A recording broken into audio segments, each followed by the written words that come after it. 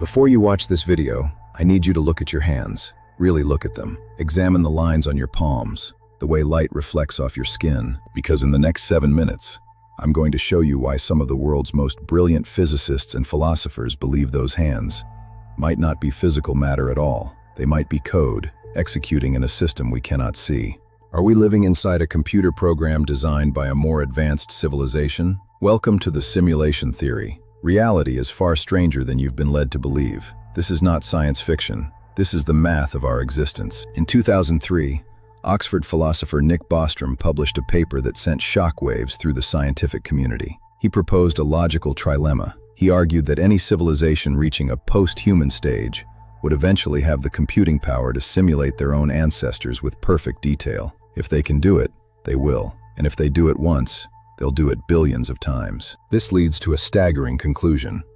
If simulations are possible, there are billions of simulated worlds for every one real world. Mathematically, the odds that we are in that original base reality are 1 in billions. We are almost certainly the shadow on the wall, the data in the machine, rather than the creators themselves. Even Elon Musk has famously stated that the odds we are in base reality is 1 in billions. Musk isn't alone.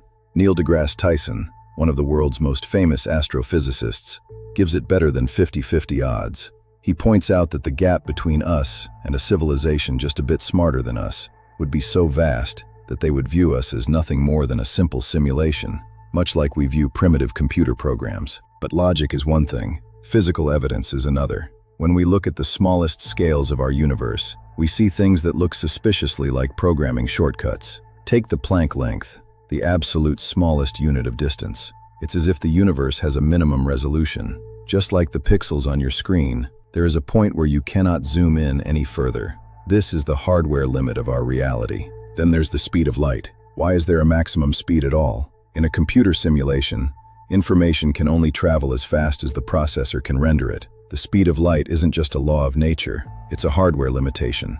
It's the maximum refresh rate of our simulated space-time. Einstein didn't just find a law, he found the simulation's cap. If we moved any faster, the world would stop rendering. Quantum mechanics offers even more disturbing clues. The observer effect shows that particles don't have a definite state until they are measured. In video game design, this is called frustum culling, or lazy rendering. The computer only renders what you are looking at to save memory. Our universe seems to do exactly the same thing. It only exists when we're watching. When we turn our backs, it reverts to a wave of probability, code waiting to be executed. Some physicists go even further, proposing the holographic principle. This theory suggests that all the information in our 3D world is actually encoded on a 2D surface at the edge of the universe.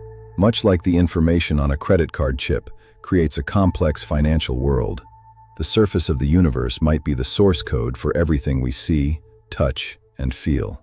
We are a 3D projection of a 2D script. This isn't just fringe theory. Rich Terrell, a prominent NASA physicist, has publicly stated that our universe behaves exactly like a simulation. He points out that everything in our world is quantized. Energy, matter, space, and time. They all come in discrete packets. This is exactly how you would build a digital world. Our reality isn't continuous. It's made of bits that can be manipulated by a higher intelligence. The simulation theory even solves the Fermi paradox. Why haven't we found aliens? Perhaps because we are the only ones simulated. In this scenario, the universe isn't vast and full of life.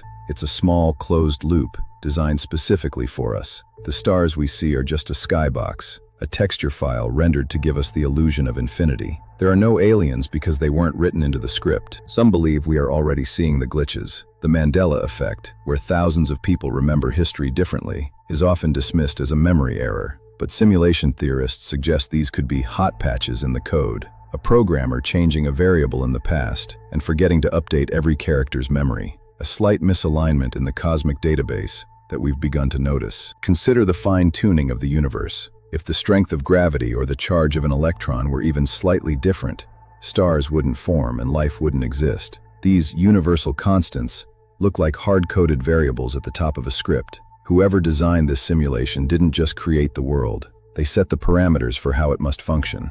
It's too perfect to be an accident.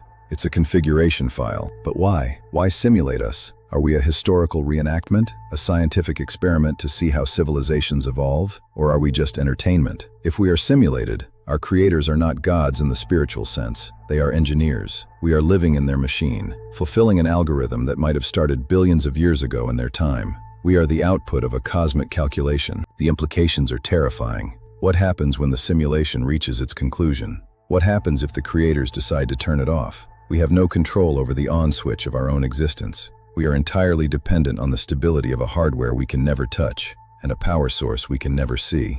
We are the ghost in the machine, and the machine might be failing. The scariest part isn't that we might be in a simulation. The scariest part is we might never be able to prove we're not. Any evidence we find could just be another layer of the simulation, designed to keep us occupied. We are trapped in a hall of mirrors, and the exit might not even exist. Every discovery is just more data fed into our programmed minds. Like this video if it broke your brain. Follow Factory Blend for more deep dives into the unknown, because in a world that might not be real, curiosity is the only thing that's truly yours. Reality is stranger than you think. Thanks for watching.